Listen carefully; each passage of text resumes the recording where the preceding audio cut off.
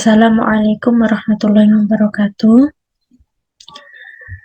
Kembali lagi dengan saya Arlisa Husnamdilah dengan NIM 212121195. Di sini saya akan menyampaikan materi tentang lafadz dalalah.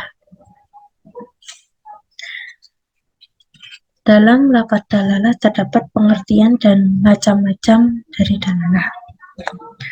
Pengertian dalalah. Dalalah menurut bahasa berasal dari kata bahasa Arab dalalah, dalalatun, dalalatan yang merupakan bentuk masdar dari dalla yadullu yang artinya menunjukkan atau penunjukan. Dalalah menurut istilah yaitu suatu lafadz nas atau teks pengertian yang mudah untuk dipahami sehingga dapat diketahui ketentuan yang dikandung dalam dalil nas atau teks tersebut. Sedangkan dalalah terbagi menjadi dua macam, yaitu dalalah lafdiyah atau wadiah yang jelas ditunjukkan secara jelas dalam lafadznya, dan dalalah yang tidak jelas atau dalalah ghairu wadiah.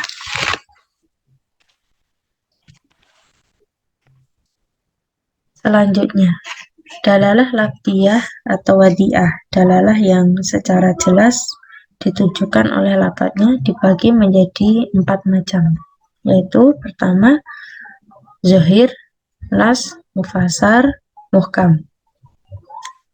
Yang pertama, zahir, yaitu lafadz yang bisa dipahami maknanya secara langsung.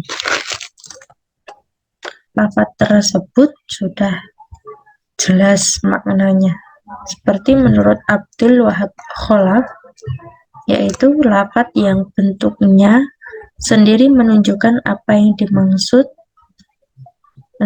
artinya tanpa tergantung pemahamannya kepada lafadz lain. Mungkin untuk ditakwil, tidak mungkin, mungkin untuk ditakwilkan lagi. Seperti contohnya dalam surat Al-Baqarah ayat 275 yang bunyinya Bismillahirrahmanirrahim, wa ahallallahu al-bai'a wa harrama riba, dan Allah telah menghalalkan jual beli dan mengharamkan riba. Dalam ayat ini secara zahir menunjukkan halalnya jual beli dan haramnya riba, yang tujuan utamanya yaitu sebenarnya adalah tidak samanya jual beli dan dengan riba, yaitu bedanya jual beli dengan riba, yaitu merupakan bantahan pada kaum Yahudi yang menyamakan keduanya. Sedangkan kedudukan lafadz tersebut yaitu wajib diamalkan sesuai dengan lafadz itu sendiri sepanjang tidak ada dalil yang mentaksiskan, mentakwilkan atau menasohkannya. Selanjutnya yang kedua yaitu nas.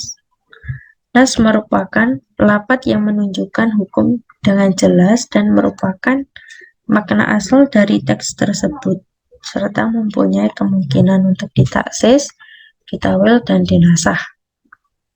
Contohnya dalam Quran surat Al-Baqarah tersebut, ayat 275, wa ahallallahu al-bai'a wa harrama riba, sama ya.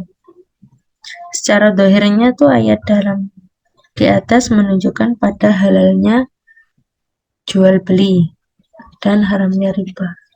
Haramnya riba itu bukan maksud utamanya, maksud dari ayat tersebut menegaskan bahwa jual beli dan riba itu berbeda, jadi tidak sama, karena bantahan terhadap ucapan orang Yahudi tersebut. Selanjutnya ada surat Al-Baqarah yang diteruskan, dzalika bi annahum qalu innamal bai'u mithlu riba, yang artinya mereka berkata sesungguhnya jual beli itu sama dengan riba. Selanjutnya mufassar. Mufassar yaitu lafadz yang menunjukkan suatu hukum dengan dalalah yang tegas dan jelas sehingga penunjuknya tidak mungkin untuk ditakwil dan ditahsis, namun tetap bisa untuk dinasah ketika masa Rasulullah. Seperti contohnya dalam surat An-Nur ayat 2 yang berbunyi az-zaniyatu waz-zani fajlidu kulli wahidin minhuma mi'ata jaldah. Artinya perempuan yang berzina dan laki-laki yang berzina, maka deralah tiap-tiap seorang dari keduanya 100 kali dera. Hukum mufasarnya adalah wajib mengamalkannya sesuai dengan lafadznya. Yang selanjutnya yaitu muhkam. Muhkam yaitu lafadz yang menunjukkan makna dengan dalalah yang tegas dan jelas, serta qat'i dan tidak mempunyai kemungkinan untuk ditakwil dan ditafsir serta dinasah. Seperti dalam Quran surat Muhammad, muhkam menduduki posisi tinggi ya dalam kejelasannya di antara derajat-derajat kejelasan lafaz. Dalam surat Muhammad yang punya fa'alam annahu la ilaha illallah, yang artinya maka ketahuilah bahwa sesungguhnya tidak ada Tuhan selain Allah.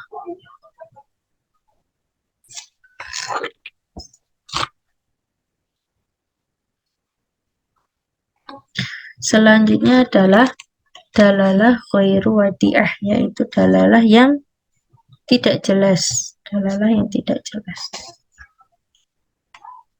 Dalalah tersebut juga dibagi menjadi 4 macam, yaitu yang pertama khofi, yang kedua musykil, yang ketiga mujmal, yang keempat yaitu mutasyabih. Yang pertama khofi. Khofi yaitu lafadz yang dari segi penunjukannya kepada makna yang jelas, namun ketidakjelasan tersebut muncul ketika menerapkan makna kepada kasus yang tertentu, seperti dalam Quran surat Al-Maidah ayat 38 yang bunyinya Bismillahirrahmanirrahim, wasariqu faqta'u aydiyahuma. Artinya laki-laki yang mencuri dan perempuan yang mencuri, potonglah tangan-tangan mereka. Quran surat Maidah. Dalam ayat tersebut sudah cukup jelas mengenai sanksi yang diterima terhadap kepada seorang pencuri. Namun tetap akan timbul ketidakjelasan jika penerapan tersebut diterapkan dalam tindak pencopetan atau penjamretan. Yang kedua yaitu musykil. Musykil yaitu suatu lafadz yang dari penunjukan maknanya terdapat ketidakjelasan, sehingga muncullah beberapa perbedaan pendapat dalam memahami lafadz tersebut, seperti dalam Quran surat Al-Baqarah ayat 228. Wal mutallaqatu yatarabbasna bi anfusihinna thalathata quru'. Yang artinya wanita-wanita yang ditalak hendaklah menahan diri, menunggu 3 kali suci. Quru'. Quran surat Al-Baqarah ayat 228. Dalam perspektif ayat tersebut mengandung beberapa pendapat dari beberapa ulama. Menurut ulama Hanafiyah, quru' yaitu diartikan dengan masanya haid. Tapi menurut ulama Syafi'iyah, quru' diartikan dengan masanya suci. Jadi terdapat beberapa pendapat ulama dari ayat tersebut. Selanjutnya yaitu mujmal. Mujmal yaitu lafadz yang mengandung makna secara global, di mana kejelasan atau maksud dan rinciannya tidak dapat diketahui jika dengan lafadz itu sendiri. Jadi kejelasan itu hanya dapat dijelaskan dari sunnah-sunnah yang telah diajarkan oleh Rasulullah SAW. Contohnya dalam surah Al-Baqarah ayat 43. Wa aqimus sholata wa